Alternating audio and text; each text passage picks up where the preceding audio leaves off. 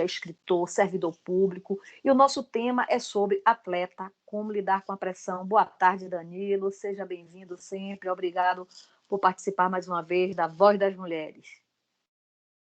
Boa tarde, Márcia, boa tarde, equipe da Rádio Excelsior, boa tarde, ouvintes. Para mim é sempre uma satisfação estar aqui, voltando para falar um pouquinho sobre saúde mental e esse tema que está em voga, né, Márcia, que é tão importante, que as pessoas, infelizmente, ainda relativizam e ainda menosprezam, subestimam, né, infelizmente, mas aos poucos a gente vai dando a atenção para esse tipo de tema que é crucial na vida, que é saúde mental. Sem saúde mental não há saúde. Não há, cada vez mais eu me preocupo, sabe, né, com a saúde da população, sobretudo agora depois dessa pandemia, né, a gente vê que as crianças mudaram de comportamento, enfim, a gente valoriza cada vez mais, né, a saúde mental. E como você deve ter acompanhado, Danilo, né, nós todos temos acompanhado a ginasta norte-americana, Simone Biles, né, que de 24 anos, a maior estrela dos jogos, de repente desistiu, quer dizer, de repente para a gente, né,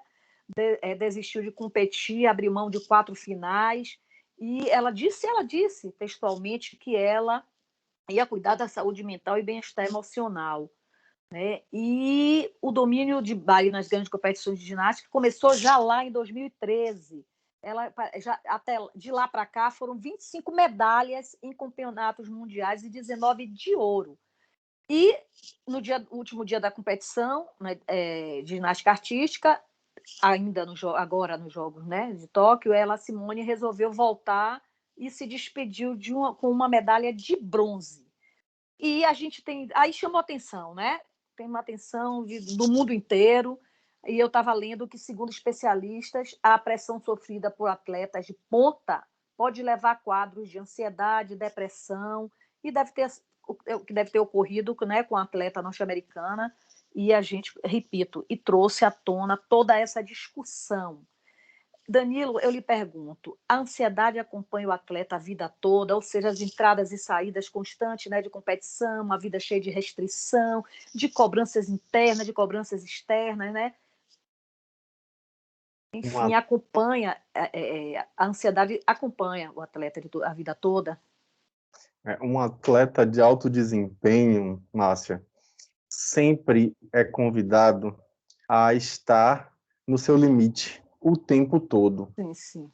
Então, isso sempre traz um risco, porque obviamente que a gente não aguenta ficar sempre no limite, sempre ali, né? Porque é preciso também reconhecer os próprios limites. E por isso até eu bato palmas para Simone Biles, porque ela conseguiu compreender e reconhecer os seus limites. Pouca gente tem essa humildade. Essa coragem.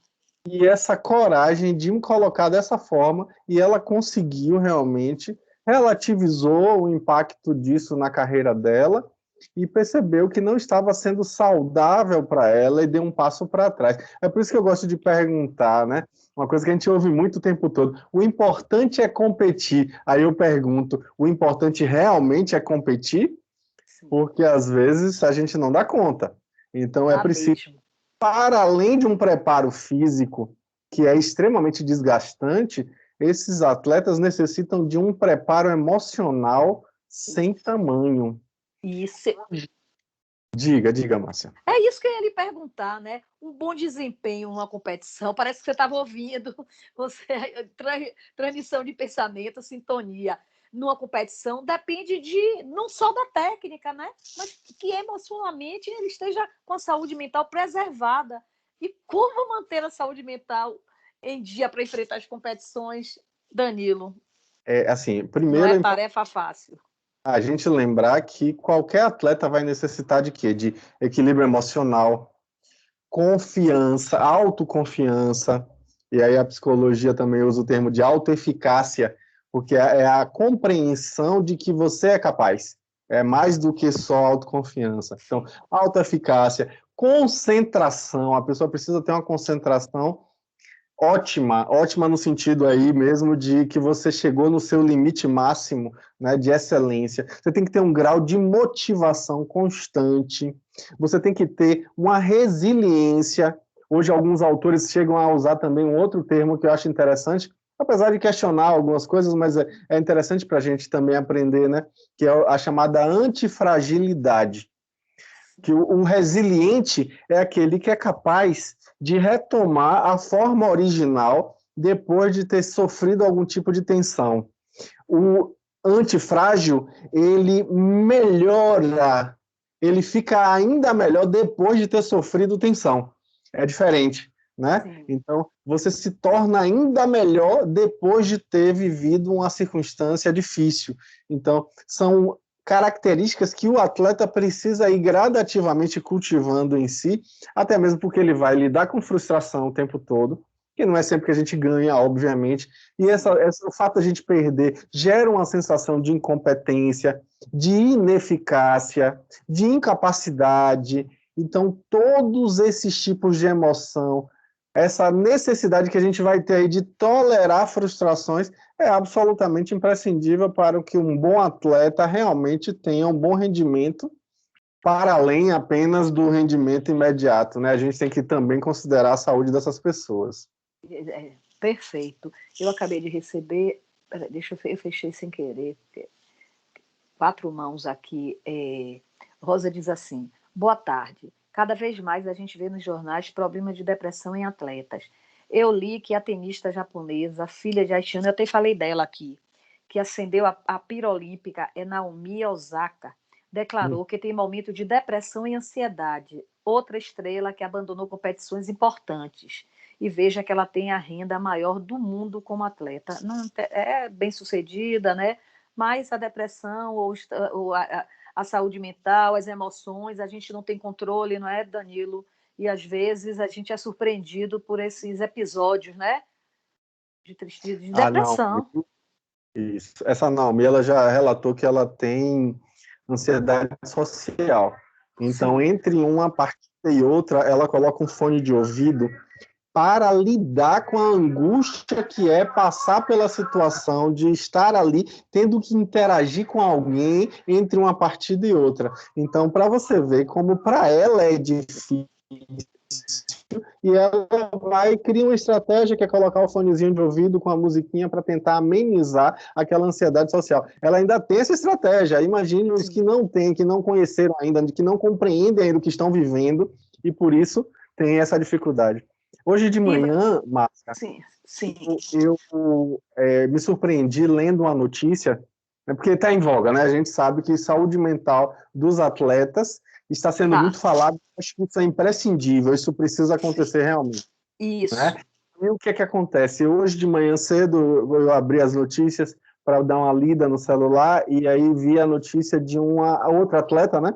Um atleta que foi prata no arremesso de peso feminino, que é Raven Saunders, uma atleta também norte-americana, que tem 25 anos, ela é negra, ela é lésbica e ela diz o quê? Quando ela foi receber a medalha de prata dela, ela fez uma manifestação, que inclusive não é permitido, né, nos Jogos Olímpicos fazer uma manifestação, mas ela fez um sinal, assim, que foi uma cruz acima da cabeça. Sim. Ela fez esse movimento.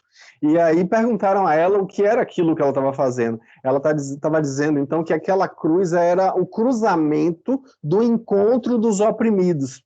Porque ela dizia o quê? Que ela gostaria muito de ser ela mesma e não ter que se desculpar para ninguém. E ela conta que quando ela começou, na verdade, ela estreou nas Olimpíadas no Rio, aqui no Brasil, no Rio, em 2016, e em 2018, pense aí que ela já era atleta de alto desempenho, em 2018 ela teve ideações suicidas, ela pensou seriamente em se matar. E aí a gente vê o quê? Que no discurso dela fica muito claro que o atleta tem a sua identidade consumida pelo esporte, pela prática esportiva. Sem dúvida. Ela deixa de ser quem ela é, de ser uma pessoa para ser alguém que tem que dar o seu melhor o tempo inteiro, sempre em alto desempenho, e ela, não gostando disso, fazia de um jeito que, se sentindo à vontade para poder manter sua identidade, ela fez o quê? Ela ficou famosa porque nas imagens aparece ela com o cabelo verde e roxo. E aí a gente vê, né, que ela estava ali querendo mostrar a sua identidade. E ela também ficou famosa porque ela usava sempre máscaras de personagens, de heróis de quadrinhos da Marvel, da DC Comics. E aí ela gosta muito, ela diz que ela é fã do Hulk, porque o Hulk representa a compartimentação, melhor colocando, Sim. da personalidade dela. Porque ela diz que em um determinado momento ela é Banner e em outros momentos ela é Hulk. E aí nessa a gente vê nitidamente o conflito que não deve haver dentro da mente de um Enquanto você atleta de falava, desempenho, né? eu pensava, e ela achou a forma dela de chamar a atenção, né, do mundo para essas temáticas, para essas dores, né? E isso é importante. E essas discussões são importantes para isso, né?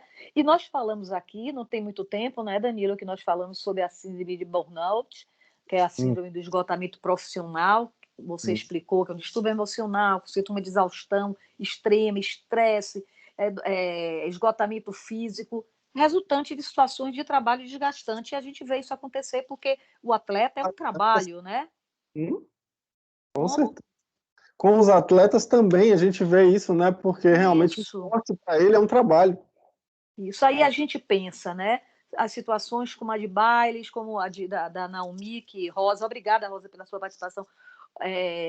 Rosa trouxe, né? E há quase 2 anos de pandemia, e a gente vê que a gente reforça a importância, eu queria que você falasse sobre isso, do cuidado emocional do trabalhador, os impactos da pressão psicológica para a saúde mental, hoje que a gente está falando dos esportistas e profissionais, como você falou há pouco, de altíssima performance, né?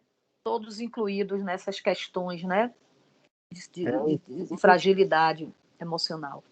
Inclusive, para assim, ter algum subsídio a respeito da nossa fala de hoje, eu dei uma pesquisada na internet como é que o Comitê Olímpico Brasileiro lida com a questão emocional e tive a grata satisfação de encontrar um material bastante prático, né, que é como promover e prevenir a saúde mental dos atletas. É um material que está disponível no site do COB, né, que é o Comitê Olímpico do Brasil, que vai mostrar justamente para os atletas e os treinadores sinais, sintomas que podem ser circunstâncias sérias, graves, que precisam de atenção. E aí vão falar justamente sobre a necessidade do cuidado com esse aspecto emocional. Eu achei muito rico, né? Sim, Aí, sim. só para ilustrar, eles Que trazem bom, viu? Saber disso. sinais de atenção. Aí isso me chamou muita atenção, por isso que eu também estou trazendo, né? Eles colocam assim, sinais de atenção.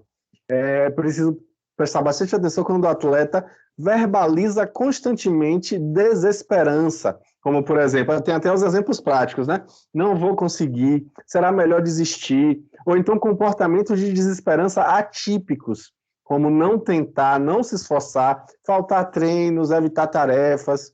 Aí eles falam também da necessidade de atenção com fadiga e falta de energia, além daquela relacionada ao treino e à carga.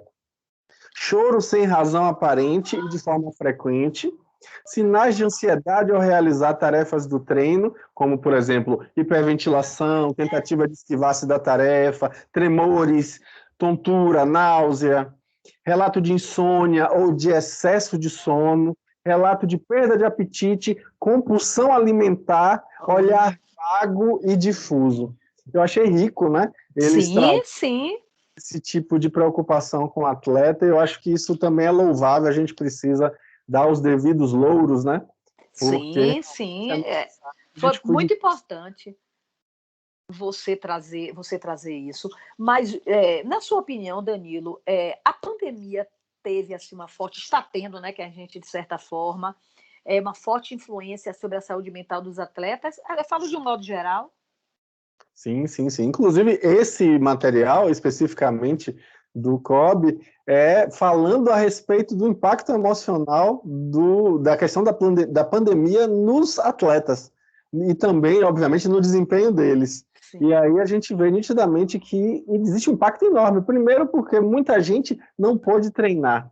A gente tem relatos até de pessoas que perderam emprego e patrocínio ao mesmo tempo. E aí, como é que continua treinando sem ter como se manter? Como é que a gente consegue, né, ter uma alimentação digna, uma coisa assim? Então, obviamente que existe um impacto muito severo, e especialmente nessas pessoas que sofreram falta de patrocínio, falta de incentivo, né, fomento, etc. e tal. Então, sim, óbvio que existe um impacto muito grande, além, é claro, do medo com relação a você contrair a doença, né, você ficar doente e isso impactar posteriormente no seu trabalho, né, no caso da profissionalização esportiva, e também os lutos que as pessoas estão passando, né?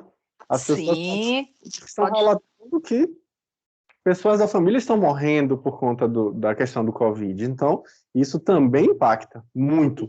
Isso. E a gente tem tido até relatos de atletas que estão homenageando, né? Entes queridos que já se foram.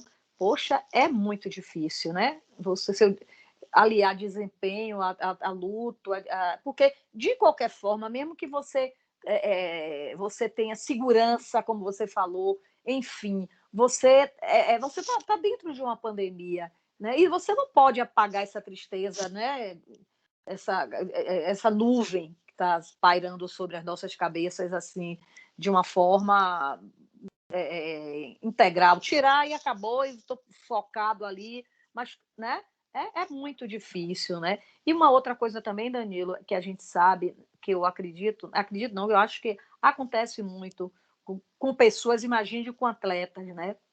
Com qualquer profissional, com qualquer ser humano, esses sabotadores internos que a gente tem. E eu penso assim, repetindo o que você disse, né? Sobre esse, digamos, esse manual, né? Acredito que eles pensem, né? Bom, poxa, se eu errar, eu vou perder tudo. E às vezes até houve isso. Se não conseguir, é Olimpíadas, né? É a única chance. Então, esse tipo de pensamentos, né, que ficam pairando sobre a cabeça, né, desses atletas, já que a gente está com esse foco e que nunca tinha. A gente não via tanta discussão a respeito disso, né? Aí eu lhe pergunto, como lidar com essa pressão interna, transformar um sentimento negativo em positivo? Com É, você como profissional, né? é um grande desafio. Psicologia. Não tem como a gente Não tem fingir, manual. né? Não tem como fingir que não existe essa nuvem, como você colocou, né? Existe uma pandemia, a gente está passando por situações realmente extremas, muitas mortes ainda acontecendo, apesar da vacinação estar caminhando, ainda lentamente, mas está Sim, caminhando. E a gente sim. tem o quê? Muitas perdas, muitos lutos, muitas pessoas queridas morrendo, e obviamente que isso gera um impacto muito severo e a gente não tem como negar. E não é para negar, inclusive, é preciso, inclusive, que a gente integre esse tipo de luto para viver um luto adequadamente, porque um luto mal vivido vai se manifestar posteriormente como um transtorno, que pode ser, inclusive, mais sério e mais grave. Sim. Então, é preciso, sim, abordar esse luto e vivê-lo, né? Não é para fazer de conta que não existe, não. Agora, assim, um sentimento negativo, você falou assim, a tensão de, poxa, pode ser que eu perca, é uma Olimpíada, é uma chance única, como é que vai ser e tudo mais. Aí eu fico imaginando, Márcia, que obviamente que sobem no pódio só 3 atletas, e todos os outros como estão? E Sim. todos os outros que não subiram no pódio, o que é que eles estão sentindo? Como é que eles estão vivendo essa derrota, essa frustração? Como está sendo para eles esse momento? Então, obviamente que isso um mínimo de empatia faz com que a gente perceba que isso é extremamente difícil para a pessoa lidar, porque aquilo ali foi um investimento de uma vida. É investimento de uma vida. Uma dedicação, um roteiro existencial. E aí, obviamente, que quando a pessoa se vê diante de uma derrota, diante de uma circunstância em que ela não conseguiu lograr o êxito que ela tanto almejava, é difícil para ela, é extremamente difícil. Então, ela vai precisar ter, no mínimo, como eu disse agora há pouco, a resiliência para poder voltar, dar a volta por cima dessa circunstância e se sentir motivada para continuar tentando, ou até para, quem sabe, trocar de carreira, pensar numa outra possibilidade, fazer um outro caminho. da vida, porque acontece muito isso, né? Agora, Sim. a gente se vê diante do desafio de lidar com essas emoções negativas e tentar transformá-las em positivas. A gente não tem um roteirinho pronto, um passo a passo, uma receitazinha de bolo, não tem isso. A gente sabe o quê? Que, obviamente, ajuda muito quando a pessoa tem suporte. Um suporte social, tem um amparo, existe ali, né, uma corrente de relações humanas que dão a ela uma salvaguarda diante daquela circunstância. Isso vai fazer toda a diferença. A gente sabe que isso ajuda bastante. Não tem como transformar, né, um sentimento automaticamente, um sentimento negativo em positivo. É uma construção e não é? E parafraseando quem Wagner canta, a música que Fagner canta, né? Sentimento ilhado, morto amordaçado, volta a incomodar. Tem que ter suporte para passar por tudo isso, né? Isso, porque senão ele vai voltar a incomodar mesmo. Então é preciso que a gente consiga gradativamente indo construindo essa perspectiva de um outro olhar sobre a situação, tendo uma outra leitura, perceber outros vieses que às vezes a gente não estava conseguindo contemplar, e agora a gente vai gradativamente enxergando. E aí no trabalho terapêutico a gente vê isso, né? Eu já atendi atleta e percebo nitidamente que esse tipo de visão de revisitar a situação que aconteceu ali, tentar encontrar uma outra forma de enxergar, vai fazer toda a diferença. Vai ajudar, inclusive, a pessoa a recontar aquele fato sem mais ter aquele sofrimento todo que tinha no momento, né? Então, é uma outra forma, você vai realmente elaborar. É uma espécie de digestão emocional. Você vai digerir aquela emoção para poder, dali, sair uma outra coisa. E aí a gente vai verdadeiramente conseguir, né, suplantar essa dificuldade. Isso. E como a gente já falou, e a gente sabe que um desgaste emocional traz uma fadiga física, não só mental, mas física mesmo, né? E aí, às vezes, a gente vê como a sociedade, de um modo geral, os fãs cobram dessas pessoas. Você jogou hoje bem, aí jogou, já fica com aquela carga de pressão. Aí você joga mal, você pega uma bola, como eu assisti ontem o vôlei e vi a jogadora errar umas 3 vezes, e aí já está péssima, aí já, sabe? É complicado, Danilo. Com essa reflexão, a gente vai rapidinho, viu? Para o nosso intervalo comercial e a gente volta falando mais sobre a saúde mental dos atletas. Grande desafio, né? Estamos apresentando A Voz das Mulheres.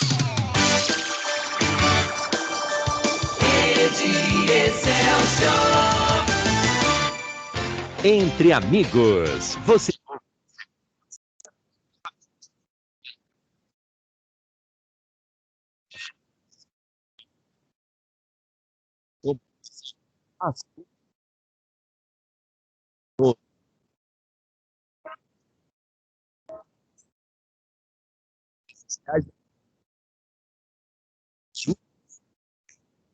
Ensino fundamental. Olha a agenda. Segunda, quarta e sexta.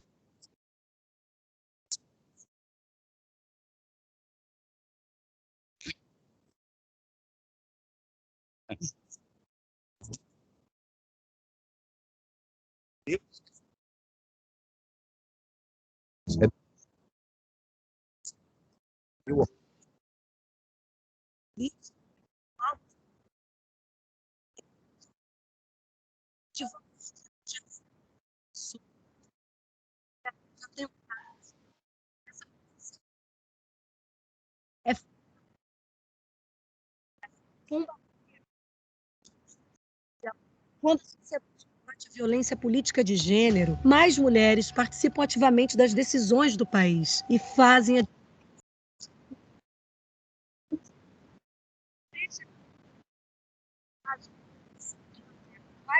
na política. Sem violência de gênero. O Brasil precisa justiça eleitoral, a justiça da democracia.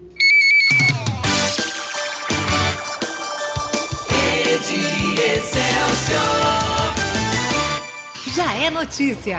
A norte-americana Simone Biles conquistou a medalha de bronze nesta manhã na trave, na ginástica artística. A principal estrela dos Jogos Olímpicos de Tóquio voltou a competir depois de se afastar de todas as outras disputas para cuidar da saúde mental.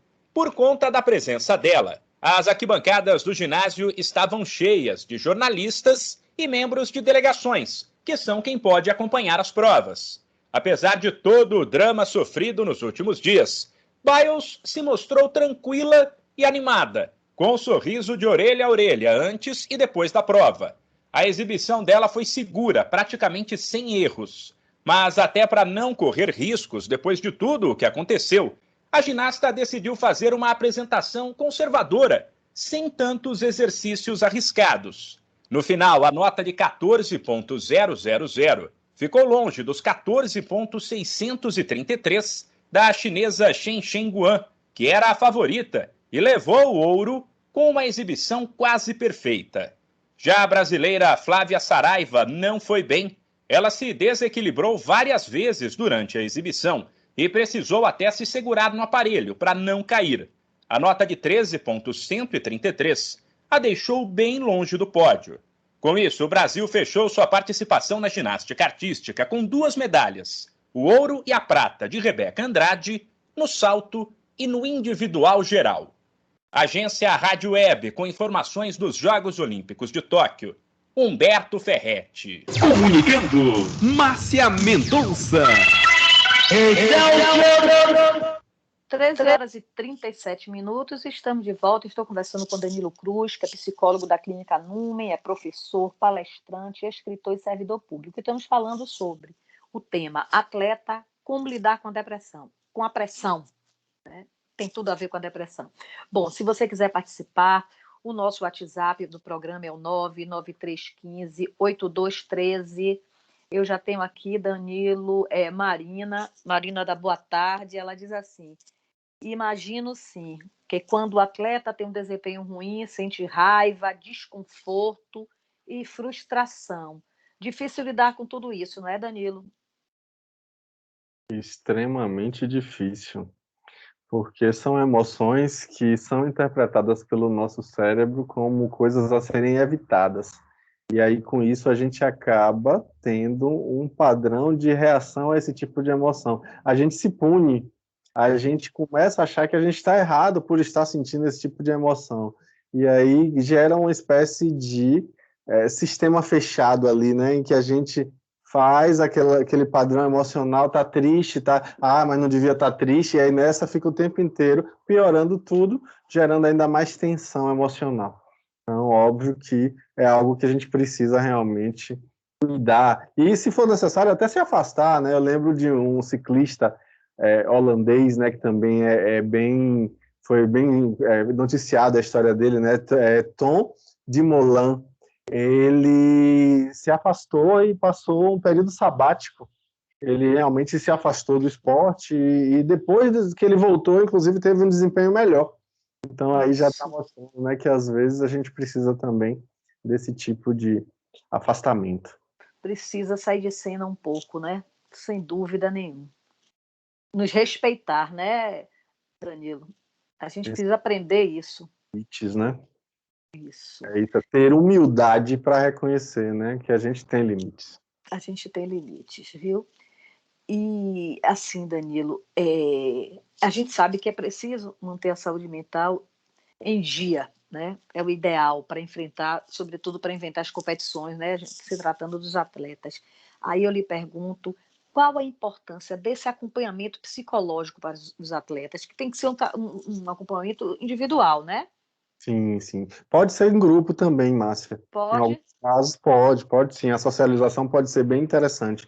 Eu vou trazer aqui só uma fala também, novamente, desse manualzinho do Comitê Olímpico Brasileiro, uma fala aqui que é importante para poder perceber, né? Ele diz o quê? Olha aqui, eu achei tão interessante isso. Eu achei uma fala bem feliz, né? Realmente muito feliz. Ele fala aqui, ó, fale sobre seus medos e preocupações com colegas de equipe, com treinadores. Expresse-se assertivamente, assim será mais fácil encontrar soluções para possíveis problemas. Afinal, quem melhor que você para saber sobre seu corpo e sua mente? Com isso, escute as suas necessidades. É exatamente esse o mecanismo de uma terapia, né? Em que a gente vai, aos poucos, aprendendo a se escutar também, na medida que a gente vai falando. Muitos pacientes me relatam que quando estão, por exemplo, eu estou esperando uma situação acontecer, aí eu fico mentalmente dialogando com você lá onde eu estou. Eu estou no ônibus, na janela do ônibus, olhando nada, aí quando eu vejo, eu estou conversando com você. Ou seja, às vezes um jeito de aprender. Isso, dessa forma, cada um tem, né? Através do profissional que está ali, na verdade, que vai ajudar ele a se escutar mais. Verdade, a grande questão é essa, a gente muitas vezes não se ouve. Não se ouve. Eliette, do Itaigara, Eliette, dando boa tarde a mim, a você, a Zezita e aos ouvintes, ela diz assim: Márcia, infelizmente, ainda estamos vivenciando uma pandemia. Ela está nos deixando sem paciência, sem querer encarar que é preciso aceitar a realidade mundial. Estamos vendo pressão em cima de atletas, em cima das pessoas comuns, e isso só faz piorar a realidade humana. As agressões estão a todo vapor. Danilo, por favor, dá para você comentar a respeito da minha visão, do meu comentário? Gratidão. Eliette, interessante porque eu tive ontem conversando com a pessoa e eu acho que foi uma conversa muito impactante para mim, porque a pessoa trouxe uma visão bem peculiar com relação a essa situação da pandemia, que é que ela dizia que enquanto não houver vacina para todos, o mundo será sempre um celeiro de novas variantes.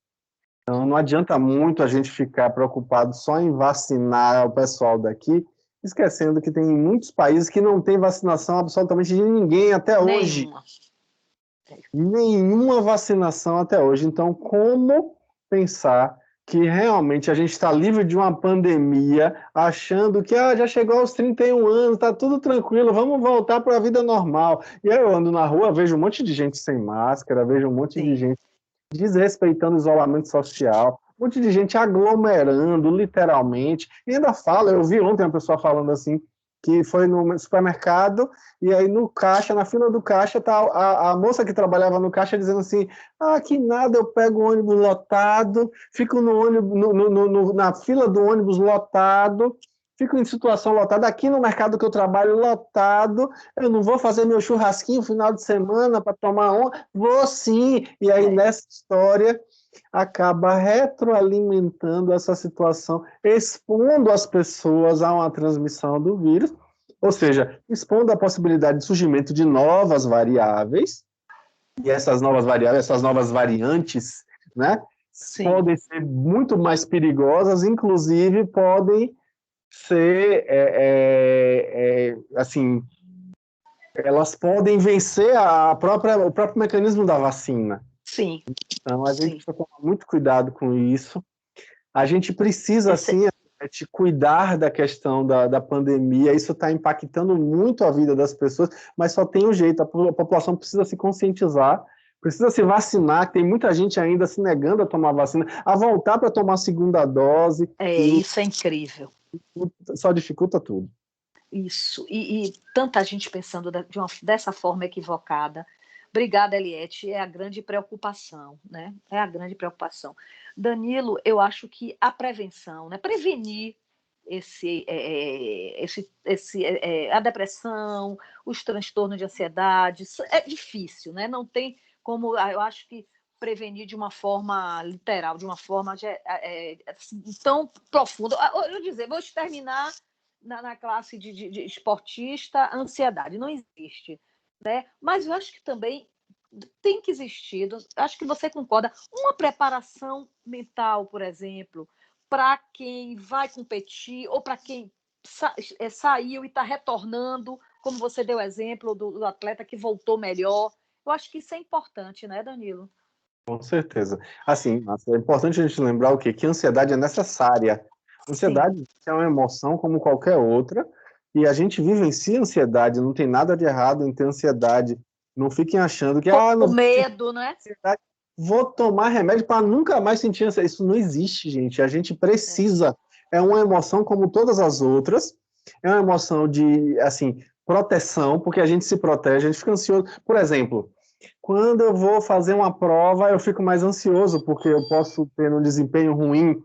E aí, obviamente, que eu me preparo melhor e meu desempenho melhora por conta dessa ansiedade. Então, a ansiedade é necessária, não tem nada de errado. O problema é quando essa ansiedade é patológica, quando ela me paralisa, quando ela me impede de caminhar, quando ela me impede de ter um bom desempenho naquilo que eu estou fazendo. Então, não tem nada de errado em sentir ansiedade.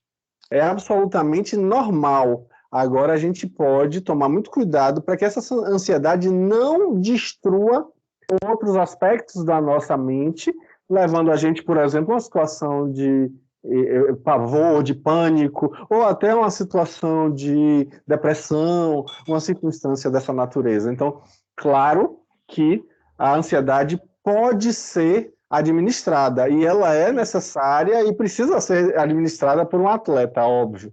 Agora, claro que a gente vai precisar fazer o quê para fazer uma boa prevenção aí, Márcia? Primeiro, tratar da infraestrutura. Essa pessoa está tendo uma boa alimentação, essa pessoa está tendo um bom treino, essa pessoa está segura de si, ela tem boas referências, porque precisa ter um bom treinador que sirva de referência, um bom treinador que também reconheça os limites próprios e do atleta que está ali sob o seu comando.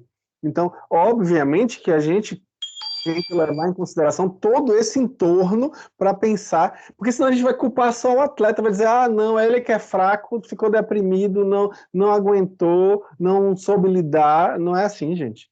Não é assim, é preciso cuidar desse entorno, dessa gama de fatores que estão envolvidos no processo, e não é pouca coisa, né? Então tem que garantir e salvaguardar todas essas coisas para aí pensar realmente num treinamento emocional. E aí, para muitas dessas pessoas, é necessário um acompanhamento profissional também, né? Claro. A pessoa vai ter muito mais robustez emocional quando ela se sente segura de si, quando ela consegue relativizar essas frustrações, as circunstâncias de perda. Então, ela vai gradativamente administrando aquela emoção e com menos sofrimento, obviamente, que o desempenho tende a melhorar. Sem dúvida. Valença, amiga, colega Valéria, radialista aqui da rádio, também está falando que ela é fã número 1. Cida dando boa tarde. Ela é sua fã número 1, excelente pauta. Ouvir Danilo é sempre prazeroso. E ela diz que reconhecer nosso limite é nobre. É verdade. É uma atitude de humildade, né, Valéria? A gente precisa ter humildade para reconhecer os próprios limites. Perfeito. Infelizmente, a gente ainda educa nossos filhos a quererem ser mais do que o que eles são. E é preciso que eles queiram crescer para poder buscar ser mais e não fazer de conta que são o que não são. Então, por isso é preciso reconhecer os próprios limites. Sim. E Lúcia, da boa tarde, ela diz assim, Danilo, os atletas precisam de acompanhamento psicológico, sim, mas também de uma rede de apoio de familiares e amigos. A pressão dos fãs também pesa muito. Você até falou desse apoio, né, desse amparo. E nessa época de redes sociais, Márcia, aí chama a atenção a figura dos haters, né? Que são as pessoas que, infelizmente, ainda têm uma propensão, eu diria que maléfica, que vão para a rede social para esculhambar o atleta porque ele não ganhou, para poder falar mal do desempenho do atleta, para ofender gratuitamente o atleta. Eu olho assim, meu Deus, se a pessoa não tem o que fazer da vida, não tem o que realmente é de produtivo para viver, não tem uma existência para ter que cuidar, para poder parar seu tempo para entrar na rede social do atleta para começar a falar mal, esculhambar e falar coisas que são completamente impróprias, não faz sentido, né? Mas, infelizmente, ainda tem que lidar com isso. Não é fácil. As pessoas entram nas redes sociais com a intenção de destruir o outro. E a gente está vendo que está se tornando comum isso, não é, Danilo? Infelizmente. Você não tem o que falar, você entra para... Você não respeita mais a opinião do outro. Você até... Eu vi no outro dia uma artista, não vou nem citar o nome, eu vi que uma pessoa comentou até com relação à criação dela, que ela dava ao filho dela. Você entendeu? Ela não respondeu, obviamente, que eu, se fosse ela, nem lia. Mas eu digo, gente, chega ao ponto de você interferir. Não basta ser invasivo, não.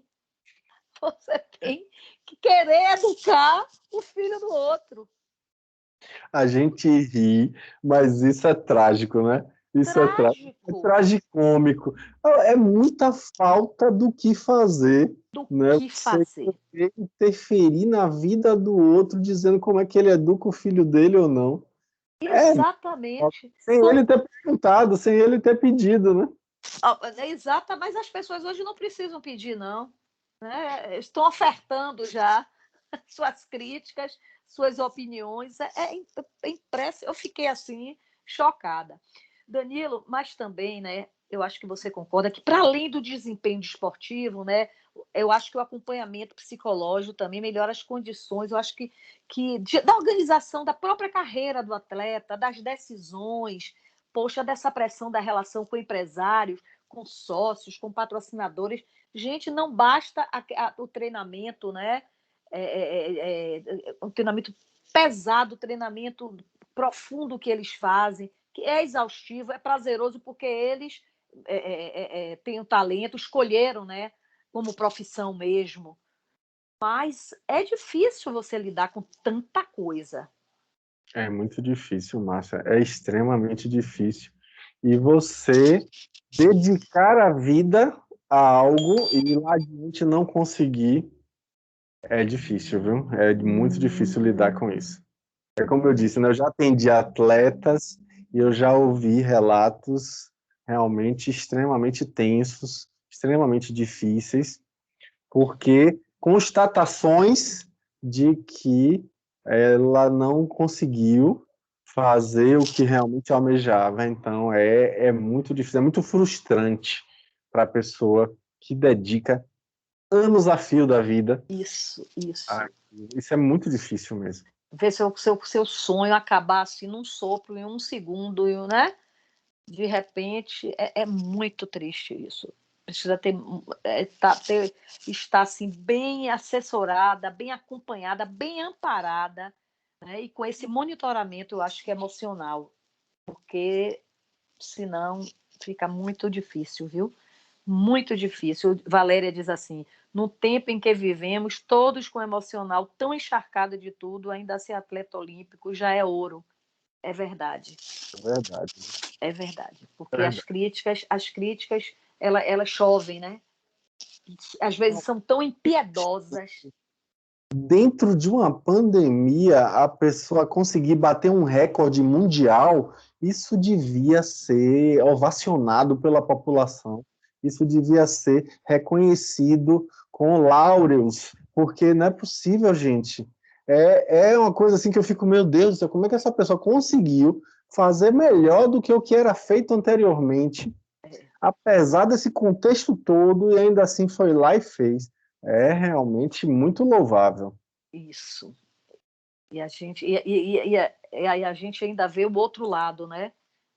De crítica. Às vezes a pessoa chega até o ouro, mas já passou, né, nessa trajetória da própria Olimpíada, às vezes jogou mal, o ginasta, né, não se saiu tão bem, e as críticas são pesadas, e vai lá e ganha uma medalha de ouro.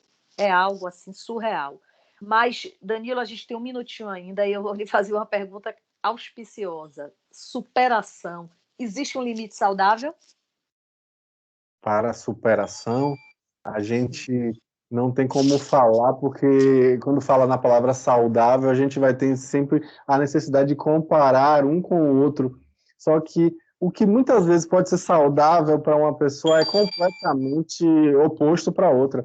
Por exemplo, Napoleão Bonaparte dormia apenas 4 horas por noite. Para ele, dormir mais do que isso era desperdício de tempo. Só que eu confesso que se eu tentasse fazer isso, para mim isso não seria nada saudável. Então, óbvio que a gente pode gradativamente ir construindo e, obviamente, reconhecer, né? O saudável é reconhecer. Cheguei onde podia, não dou mais conta. Isso é saudável. Não é saudável você ficar forçando e depois ter uma exaustão, uma circunstância aí grave, inclusive uma lesão, alguma coisa que vá comprometer muito mais do que só sua carreira, mas sua vida como um todo. Então, realmente, essa noção de saudável aí precisa levar em consideração esse aspecto do bem-estar da pessoa. É verdade, Danilo. Danilo, chegamos ao finalzinho, eu recebi aqui um WhatsApp de Zé Givaldo, ele diz assim, boa tarde, Márcia, Deus fez tudo... Deixa eu ver aqui rapidinho. Boa tarde, Márcia, Deus fez tudo lindo e belo, fez o sol, as estrelas que são luz, de braços abertos, estamos sempre abraçando e recebendo em forma dos ensinamentos do Danilo Cruz. Aquele abraço, Zé Givaldo Matos. E chegamos ao finalzinho, Danilo. Eu passei um minutinho, mas a gente, o nosso, eu vou pedir a Mari desculpas que ela trouxe agora, mas já está. Eu sei que Danilo tem, vou ler rapidinho, porque já tinha recebi dois WhatsApp já, que eu não tenho nem como ler.